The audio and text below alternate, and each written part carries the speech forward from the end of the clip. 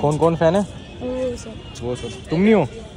मेरा रैपर नहीं, गैंगस्टर है। कौन से रैपर के फैन हो भाई? अरे भाई।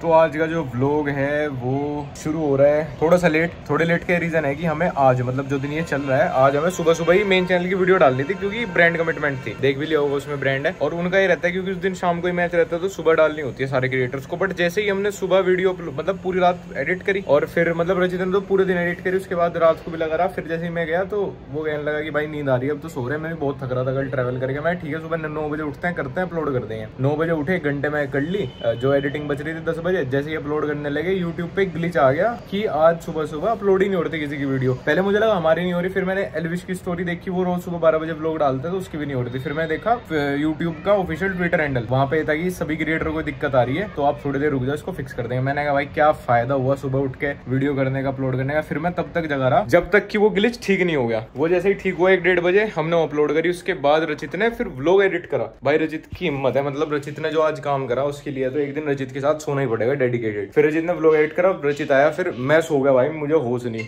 मैं कहाँ हूँ कहाँ नहीं। उसके बाद रचित ने मेरे से पूछा कि भाई इसका टाइटल थंबनेल क्या डालना। मैं भाई मैं नींद में पता नहीं मैं क्या ही होता है, कुछ ही करते भाई। फिर मैं सोता रहा, तब जाके अब मैं जाके उठाऊँ। उठते ही मैं नहाया। मैंने कहा भाई अब थोड़ी देर के लिए नीचे चलेंगे। मुझे नहीं पता किस टाइम अनिकेत खाना देके गया, किस टाइम मैंने उठ के चाय पी, मुझे कुछ होश नहीं था। और तुम लोग अगर सावित्री को एक काल्पनिक चीज मानते हो, ऐसा नहीं है भाई, ये रियल कैरेक्टर, फिक्शनल नहीं है। ये देखो इस फ्लैट में कभी ऐसा नहीं हुआ था। ये तो खैर ये मत कहना साफ क्यों नहीं कर रहे हो, हमें छोड़ के जाना इसलिए नहीं कर रहे। ये देखो ये तो बस हमने फिट कर दिया ऐसे ही, ये खरा। उसके बाद ये दूसरा स्विच, मतलब आज ये निकल के, मतलब हम यहाँ पे 2 साल से रह रहे हैं, आज तक ये दिक्कत ही नहीं हुई। ये कैसे ऐसे टूट के गिर सके।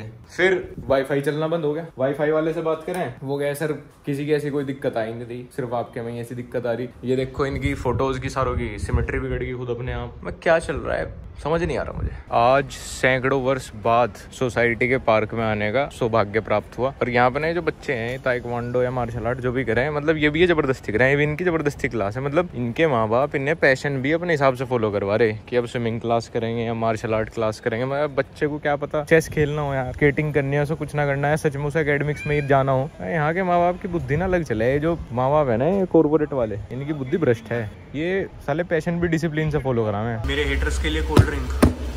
क्या ना हल्की सी तबीयत ठीक हुई तो आज काम से निकलना पड़ा, जिम्मेदारियों का बाहर। ऐसा कुछ नहीं है वैसे। एसी ठीक कराना गाड़ी का, मतलब ठीक है एसी, बट उसमें कोई प्रॉब्लम जरूर है। कोई अंदरूनी दिक्कत है, समझ नहीं पा रहा। मतलब एसी को काउंसलिंग की जरूरत है। मुझे ऐसा लग रहा है मेरे एसी की मेंटल हेल्थ खराब होगी। उसमें सब कुछ नया पड़ा लेकिन उसके बाद भी वो कूलिंग नहीं कर रहा। डिमोटिवेट है मेरा एसी। कहीं ना कहीं तो उसमें लीकेज है, क्योंकि एक बड़ी एसी चलते ही ना ब्लोअर में से एक बड़ी अजीब सी स्मेल आ है, तो उसे चेक कराना पड़ेगा। और दिल्ली वाले किया पे तो उन्हें पता नहीं लगी दिक्कत, फ्रंटियर किया पे। अब घूम फिर के आना मुझे मुजफ्फरनगर वालों के पास ही पड़े। इनके पास इक्विपमेंट्स कम है क्योंकि वो है सब डिवीजन है उनकी एक तरीके से किया वालों की, बट फिर भी जितने इनके पास रिसोर्स और लेबर है ये काफ़ी अच्छी है, कर देती है काम जितना इन्हें दिया जाए। वही है, me and my homies live by one rule, never use your car inside MZN city. तो जो भी शहर के थोड़े छोटे मोटे बड़े काम हुए वो हम लोग स्कूटी या मतलब 2 व्हीलर पे निपटा लें। अब मुझे जाना है हाईवे पे, किया के शोरूम, वहाँ पे मतलब किया ही ठीक कराने ले जानी, तो वो तो किया पे ही जाना पड़ेगा। और मैं सोच रहा बम्पर भी चेंज करा लूँ, और बम्पर चेंज कराने के बाद गाड़ी के सारे स्क्रैचेस खत्म हो जाएंगे। फिर मैं उस पर PPF कराऊंगा, क्योंकि PPF स्क्रैच होने के बाद और पुरानी होने के बाद कोई फायदा नहीं है, क्योंकि वो जो पन्नी की रैप हो है स्क्रैचेस से प्रोटेक्ट करने के लिए ही हो। अगर तुम पुरानी पे लगवाओगे तो वो बहुत खराब लुक आएगा, और पुरानी पे PPF कराना तो बेकार चीज़ है। और परसों एक अंकल ने दारू पी रखी थी, शाम में खड़ी हुई गाड़ी में ही टक्कर मार के और निकल गए वो। हालांकि स्क्रैच नहीं आया गाड़ी पे, ना गाड़ी कहीं से दबी, बस लकी थे, उनके भी चोट नहीं आई। बट मतलब देख रहा था मैं, मतलब मैंने कुछ कहा नहीं, फिर उठ के अपना निकल गए। चलो अंकल सही सलामत घर ही पहुंच जाओ, वही बड़ी बात है। कहना तो नहीं चाहिए वैसे, क्योंकि ये सब एजेंसी है, लेकिन इस किया के शोरूम से अच्छे ना मैंने ई रिक्शा के शोरूम देखे कसम से। बेचारे अंदर इसी लाइट फाइट बिना जलाए बैठे रहे, पर हमें क्या, हमें तो आज सर्विस सेंटर का काम है, देखें कुछ होगा भी या नहीं, तो इसी की दिक्कत इनके पकड़ में आ रही है नहीं, वरना तो अब बस एक ही चीज ठीक कर सके, किसी लर्ड या फिर डाइकन वाले मिस्त्री को बुलाना पड़ेगा, वही इस एसी का इलाज कर सके। इसकी जो बॉडी क्लाइडिंग है और यहाँ पे स्क्रैच है और दूसरी वाली पे भी है, तो मुझे लगता नहीं कि चेंज कराना चाहिए। बम्पर पे तो थोड़े से इधर हैं और थोड़े इधर हैं, ये कुछ रबिंग में चले जाएंगे, थोड़ी नहीं, इधर तो काफ़ी हैं। और ये बॉडी क्लाइडिंग चेंज होने के बाद काफ़ी हद तक तो ढक जाएंगे स्क्रैचेस। तो लगभग 10,000 का बम्पर है और ये आएगी 500-700 की। थोड़ी लाइटिंग चेंज करा दे रहा। गाड़ी में जितना भी काम है वो सारा वर्कशॉप का है और इधर वर्कशॉप नहीं है। मेरठ वाली एजेंसी जो इनकी है उधर बोल रहे कराने के लिए, तो फिर से मुझे दिल्ली वालों के चरणों में जाना पड़ेगा, वही करेंगे क्योंकि इसके कुछ स्क्रैचेस निकालने हैं और उसके बाद क्लाइडिंग चेंज होगी। खैर ये सब मैं क्यों ही बता रहा, मतलब घूम फिरा के बात ये है कि जाना मुझे दिल्ली में ही कराने पड़ेगा, काम यहाँ पे नहीं होगा। अब लंच करना जाके बात ये है कि यार जब इंसान के बुखार हो जाना है, तबीयत खराब हो जाती, तो बस ऐसा मन करे कि मेरा शरीर पहले जैसा हो जाए जैसा मैं पहले हेल्दी था। बस लाइफ गजब थी जब, काश। और घर आया था मैंने, घर का मैं अच्छे से खाना खा पाया, दूध दही कुछ भी। तबीयत खराब के चक्कर में अपना दाल रोटी खानी पड़ेगी। गाइस जल्दी से 50 के करा दो फास्ट सून।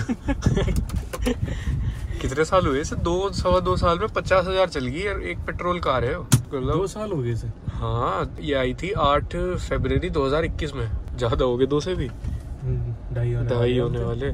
और ये 2 साल मतलब जब आई थी, जब कोविड था तो मई जून तक ये चली नहीं। 2 साल में ही चला दी हमने 50,000 किलोमीटर।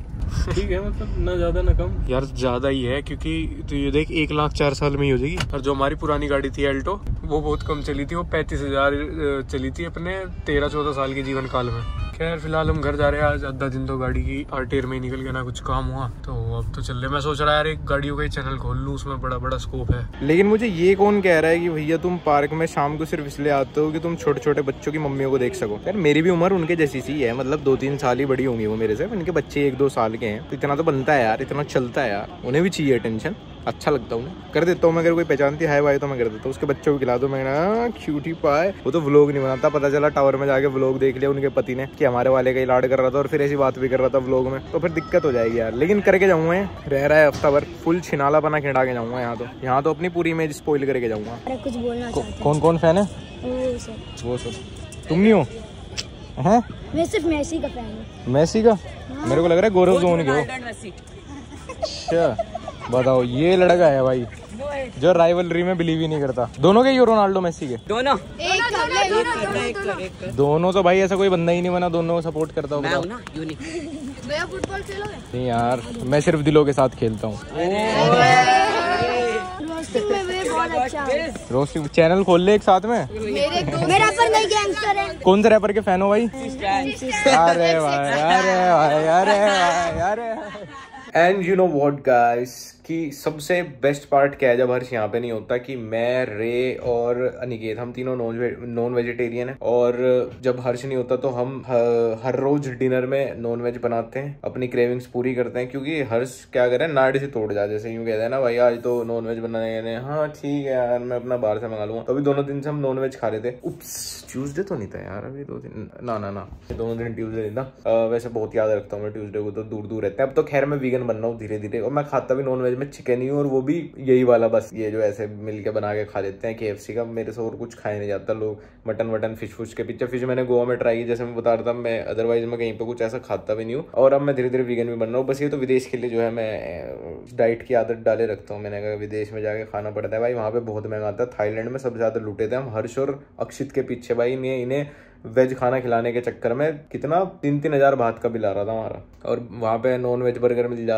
100 बात में, 200-250 रुपए का। और जब से घर से आया मैं तब से व्लॉग भी रात में इसीलिए हो रहे हैं क्योंकि हम जगते भी रात में ही हैं। मैं यहाँ आया था रे को ढूंढने, पर शायद रे की तलाश पूरे फ्लैट के लड़के कर रहे हैं और रे खुद पूरे फ्लैट के लड़कों की तलाश कर रहा है। वो थोड़ा लैक ऑफ फ्रेंडशिप चल रही थी ना, तो एक लड़के ने फॉर्म फिल करा, उसका 1-2 दिन में मिलेगा वो। अरे इंस्टाग्रामर है ना आदर्श सुजाल करके, वो जो ड्रंक पर्सन वाली रील बनाया बहुत ज्यादा ना, वो पहले मैंने आदर्श को मैसेज किया था कि भाई मैं तुम्हारी रील वगैरह देखता हूँ। शायद फॉलो तो वो कर रहा था बट उसने कभी टेक्स्ट वगैरह नहीं किया था। तो मैंने शायद पहली बार, या शायद मैंने फॉलो किया था, उसके बाद उसने फॉलो बैक किया। तो मैंने उसे कहा, मैंने कहा भाई मैं बहुत देखता हूँ तुम्हारी रील्स वगैरह। तो उसने बोला कि भाई मैं भी आपकी वीडियोस देखता हूँ। तो उसके बाद से ऐसा रहा है कि बहुत से लोगों को तुम ऐड कर लो, लेकिन उसके बाद तुम्हारी बात नहीं होती एक बार बात करने के बाद। बट आदर्श से डेली हो रही थी, कभी वो स्टोरी पर रिप्लाई कर रहा था सब कुछ। तो आज जब मैंने स्टोरी डाली ना वो कॉल लोग वाली की, इसलिए मेरे दोस्त नहीं बनते, घर वालों से बहुत ज्यादा बात थी, तो मैं कह रहा कि चलो भाई इस दोस्ती को आगे बढ़ाते हैं। मैं ठीक है, मुझे पता नहीं था कि यहीं दिल्ली में रहता है। मैं कहा ठीक है भाई। मैंने कहा अब तो ग्रैंड पार्टी होस्ट की जाएगी नए फ्लैट पे। अब तो सच में भर्ती निकाल रहा हूं मैं दोस्तों की, ऐसे लोग जो घर से ठाली हो। भर लो यहाँ कम से कम 15 लोग होने चाहिए। हाँ हो यार, कुछ तो हैपनिंग हो यार।